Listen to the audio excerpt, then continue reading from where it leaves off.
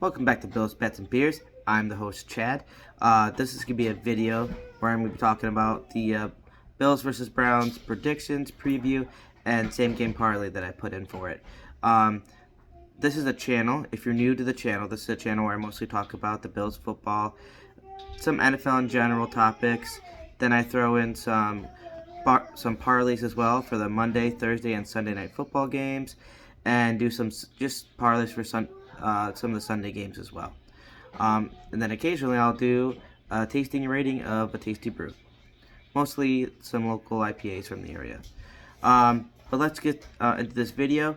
I've been doing this as of late. Let me leave a comment if you like it, if you don't like it, so I know, have a nice little feedback of the injury report section when I do like Bills games or even like Thursday, Sunday, and Monday night football games. I like to do like little parlays for them so I can determine. I like to do like little injury reports so I can tell you why I'm picking a certain thing. Obviously, Josh Allen, he's on the Bills. I'm gonna go through the Bills first. The Bills on the Bills is gonna be Josh Allen's elbow was limited practice Wednesday and Thursday. They obviously didn't practice Friday because it was canceled due to the weather, and then obviously having to set up some travel stuff for this game coming up. Next, I have Tremaine Edmonds. It's groin heel again, and did not practice Wednesday, Thursday, and he's out for the game. Going to be very interesting what happens with that. I mean, I'm glad Milano's healthy, but it's going to be troublesome coming up against this nice little run offense that we're going to be facing. Then Jake Krumro, ankle, he was put on injury reserves. He wasn't really a factor, so I'm not really too worried about him missing. I think that just means Shakir might be getting more targets, or at least might be getting in the game more, maybe.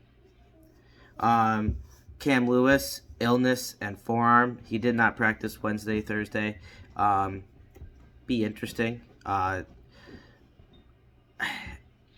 the other cornerbacks and DBs are pretty much more healthier now, so he's not really going to be needed. I'm pretty sure he's probably not going to be on the starting roster for this. Well, be rostered for this game at this point. Jordan Phillips, illness, did not practice Wednesday, Thursday. We're going to see a lot of these illnesses are weird. I'm guessing it's just a lot of the flu and cold weather and stuff coming in and stuff, but he didn't practice both days. He is a good rotational player that we have in the defense, and he's great at He's one of the better players we have at stopping the run in the middle. So that's going to be very interesting if he isn't able to play. I'm sure he's just resting, and then he's going to come back and play on Sunday. Poyer, his elbow injury was limited practice Wednesday, Thursday. He isn't listed as questionable, so hopefully he's back up in our lineup, and he's going to be able to help with the run defense, and then also just in general the defense, keeping everyone all on the same page and everything, and so they know what's coming up. So because he's really good at reading the offense, so that's going to help us out a lot. Greg Russo, unfortunately, he's going to be out for the game. He was a DNP for Wednesday, Thursday, and his ankle injury is still hurting him. Like I said, I'm guessing if he's been out this long at this point, it's a high ankle like sprain or some sort of strain on it. So he's gonna be definitely probably out maybe next week or so, maybe a week or two, and we'll at least see him back in like 3 weeks at the latest.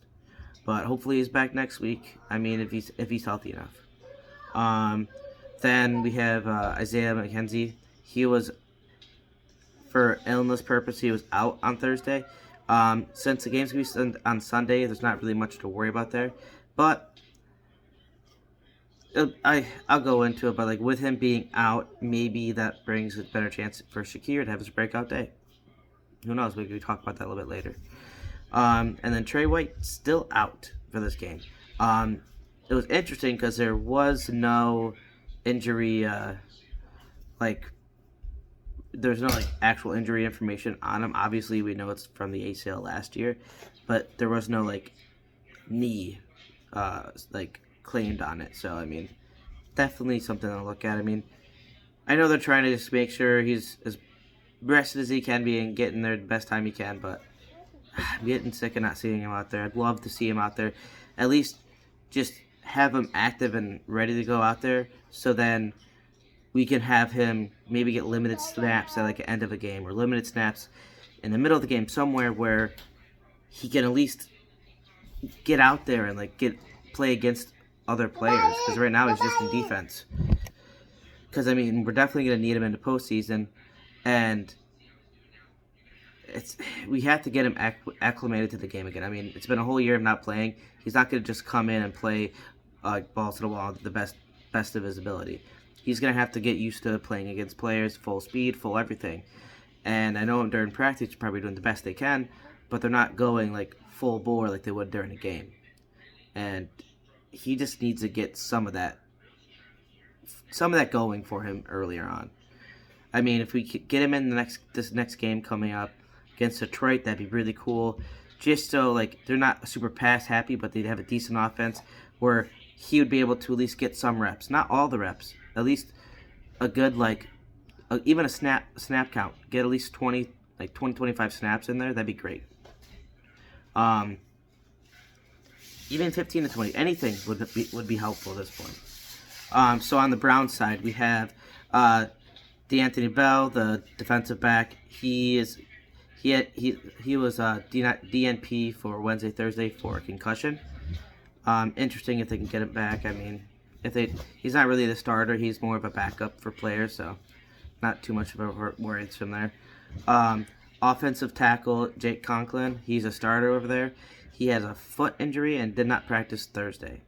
Like I said, for these things, unfortunately for the Browns, I couldn't see any of their practice schedules for Friday at this point. But I mean, if he's out, he's out. I mean, hopefully it'll help us stop the run game a little bit if they have a backup tackle in there for him. Guard Michael Dunn, back, did not practice Wednesday, Thursday. With back injuries with the bigger guys, it's definitely harder for them to come back in there. No pun intended.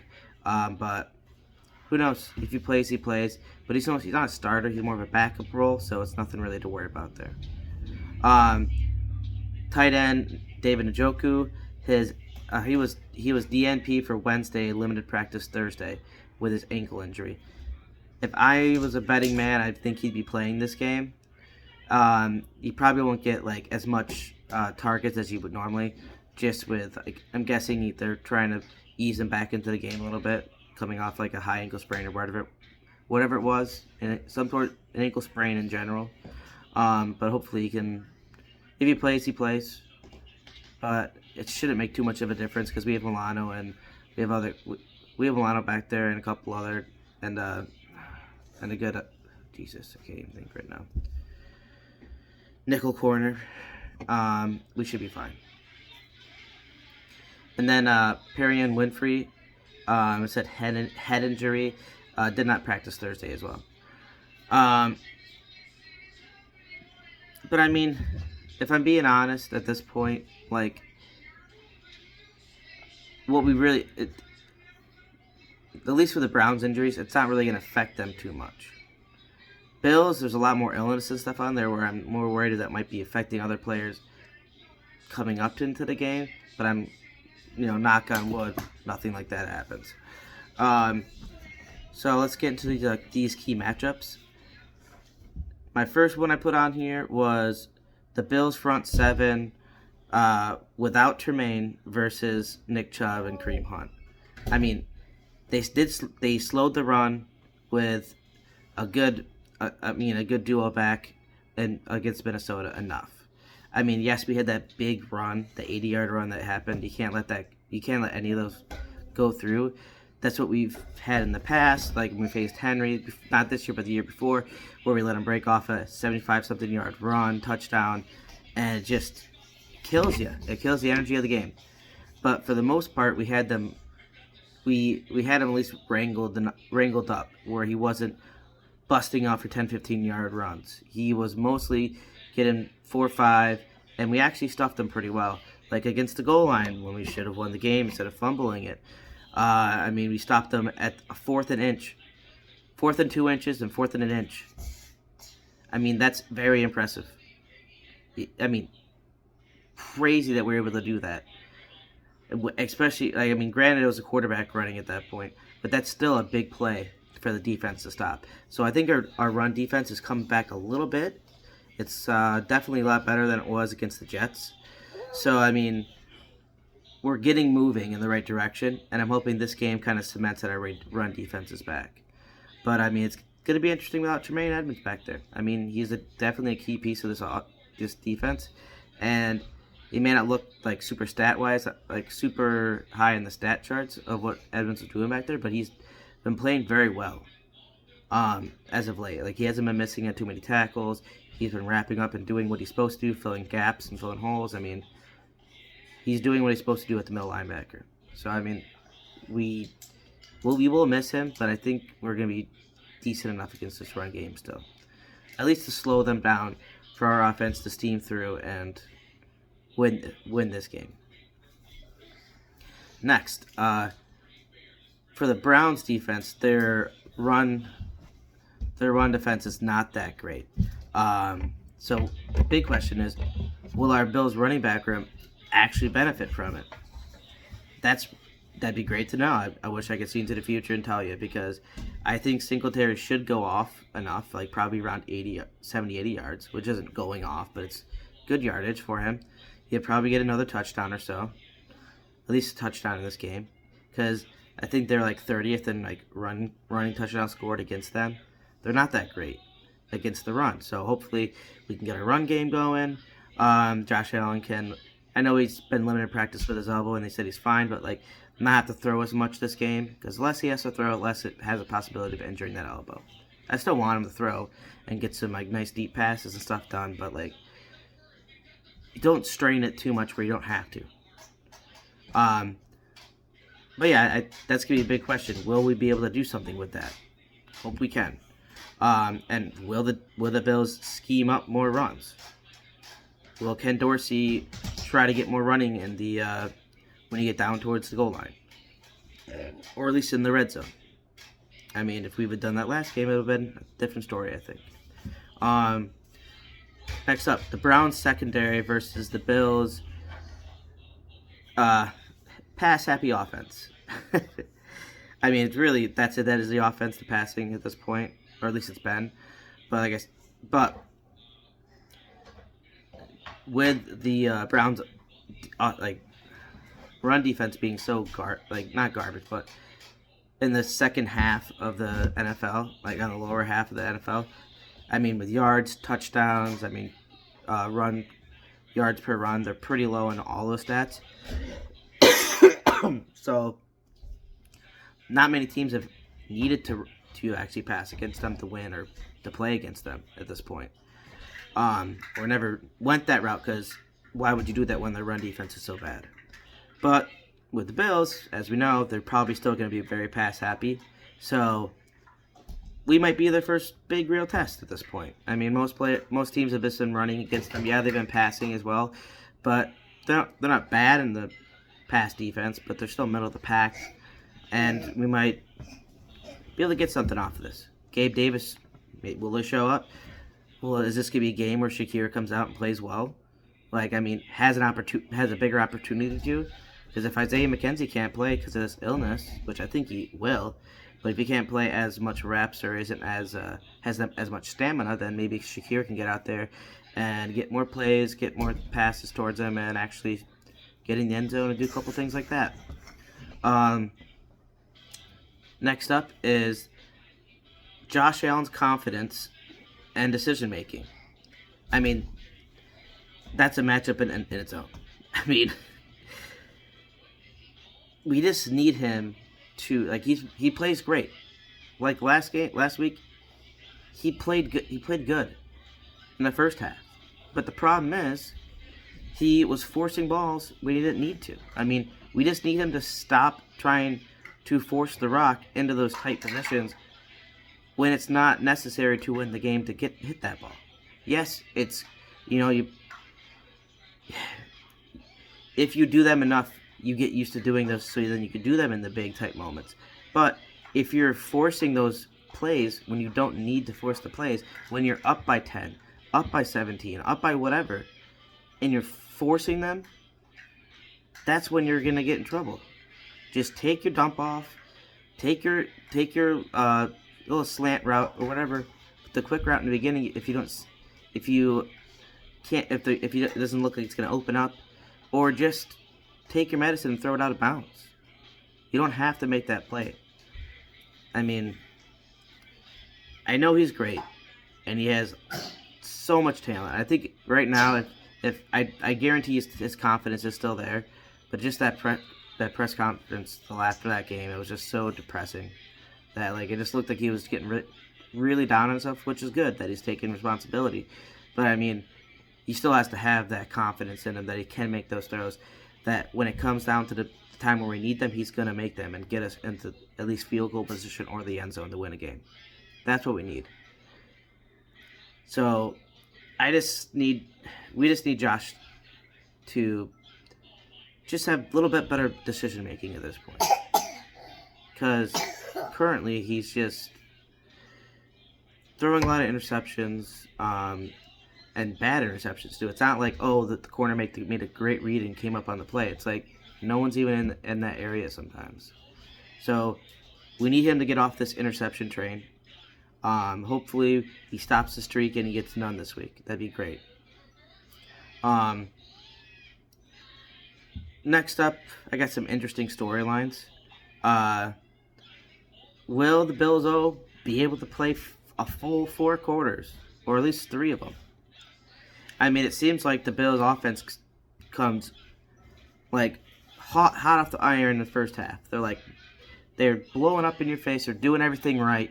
They get up. They get 20, 17, 20, 23, 24. They get all these points in the first half. And then once you get to the second half, 3 points. I mean, you can't do stuff like that. It's the same thing against the Jets, same thing against the Packers, and against the Vikings. I mean, yeah, we scored more than 3 points in that Vikings game. But the problem was, we only scored 6 in the Vikings game, and that's because we just scored enough to get tied up. But we were at 24 points at the half.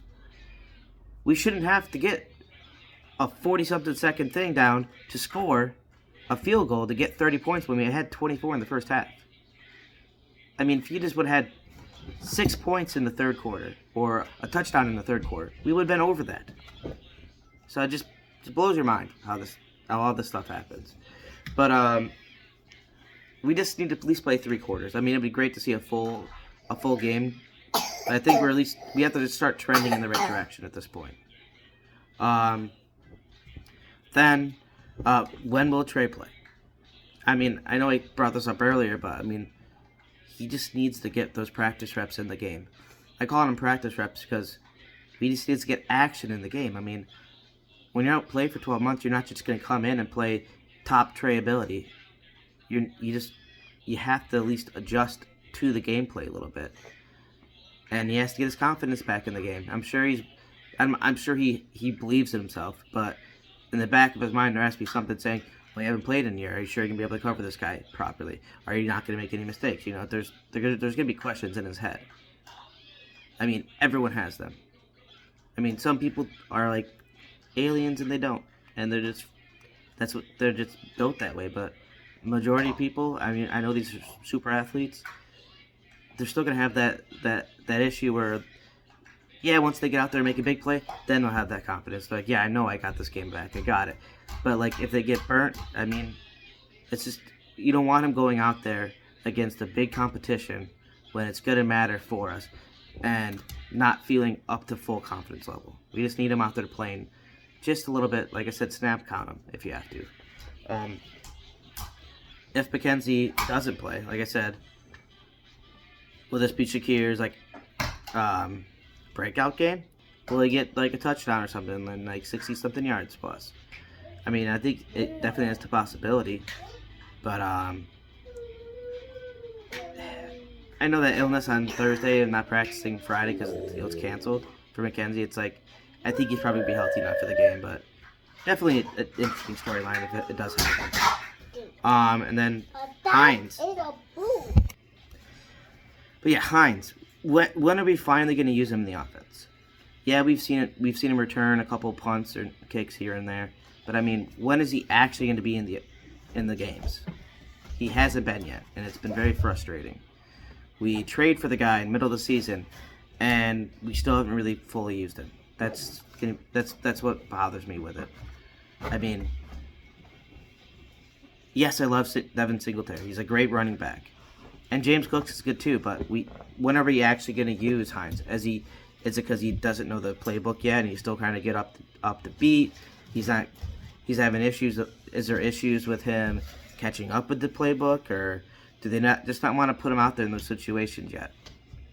I don't know. But we definitely, I mean, I think this week would be perfect for it with this run defense he's going to go up against. Why not throw him out there for like 5 or 6 touches? But then we'll Singletary. Because I get why there's issues with him putting him out there, but we have to at least test the waters with it. Hopefully we have time in the back end of this game where we can have him just get the touches without the pressure on him. But yeah, let's get into my parlay I put in. I put a 6-leg parlay through FanDuel. Using up those free bucks I got from putting the no sweat parlay in. Then I have Devin Singletary for 60 plus rushing yards. This was an alternate rushing yard choice. I think he's gonna at least get 60. He's probably gonna get towards 70, 80. But I think 60 is probably be a good number. He's probably gonna break one off for like 25, 30 at least for one of them. So it shouldn't be too hard for him to get that. Nick Chubb, 80 plus rushing yards. I chose an alternate on this as well. I just think we're going to slow them down enough. But I don't think it's going to be like we're going to completely blanket them out of the situation. I think Chubb will still get his probably 80, 90 yards. But if you hold him to around that point and we hold him underneath probably 90 yards, 90 to 100 yards, just hold him underneath it, then it's going to be a win for us. Because, I mean, he's a good running back. As long as we don't let him break off a big one and just takes 5, 6 yards, like 4 or 5 yard runs here and there, and that builds up because they're going to run the ball a lot. That's what they do. And that's our weakness. We don't have that great of a run defense at this point. At least the track record shows it hasn't been there. So they're going to do that. He's going to get his touches. If he gets probably averages 4 to 5 yards a pop, we're probably going to stuff him on a couple and have him lose a couple yards, but he's still going to get his yards and attempts. So 80 seems like a pretty good number for me. Nick Chubb, anytime touchdown. He's a lot of their offense, the main part of it. He's going to get in the end zone at one point. I don't think they're going to be throwing too many touchdowns because our secondary is going to be able to cover everyone back there. So he's going to have to run one in. Then Josh Allen, anytime touchdown. He has to run this one in, and I think it's been a while since he's ran a touchdown in. It's about time. And with the run defense being not as great and a lot of rushing touchdowns against them, it just seems like a planned QB run play around like probably 8-9 yard line, maybe 10 or 12 yard line, whatever, and he's gonna make it in. Also, I have Stephon Diggs for 100 plus receiving yards. I chose an alternate on this as well. You could just fun fact, these alternates they'll give you an over under a little, like Stephon Diggs over under was like 87.5 or whatever it was. So I chose the 100 plus. Like if I would have went 125 plus, this would have been like plus 300 something on this. But I chose 100 because I looked at his records and all these things. He's been going around 100 almost every game, and I think with them trying to, if we get our run game going, they're going to focus on the run a little bit more because that's their weakness and that's what they're going to go towards. And then we're probably going to get a nice deep pass to Diggs, probably like a 50-something yard pass, 40, 50-yard pass, and then he's going to get his passes throughout the rest of the game. He's probably going to end up with 8 to 10 receptions again, and probably around 120-ish. But I went safer, she did 100. And then Jacoby Brissett, 200 plus passing yards. Yes, we usually don't give that too many passing yards. But I think with us focusing on stopping their run, they're going to get a long catch here and there. It's just, you can't stop everything. It's just going to happen at one point. But yeah, I mean, it's not that much passing yards. It's not going to kill us. I think they're mostly going to be in garbage time. but I mean, he's gonna get some yards here and there. So they have a good wide receiver in Amari Cooper, and they have other good receivers too, and tight ends and stuff. So it's not gonna be that. It's not gonna be too outlandish to think over 200 yards. If he gets 210, that's still good. It's that's around what we've been keeping down towards, like towards around that 200 low 200 mark every week. Total odds was 84.58. I put $2 down on it, and I'm gonna get $169 back if I win this bet. It's only a little 6-leg bet, and it's honestly not that far off. I'm gonna have some upcoming videos as well.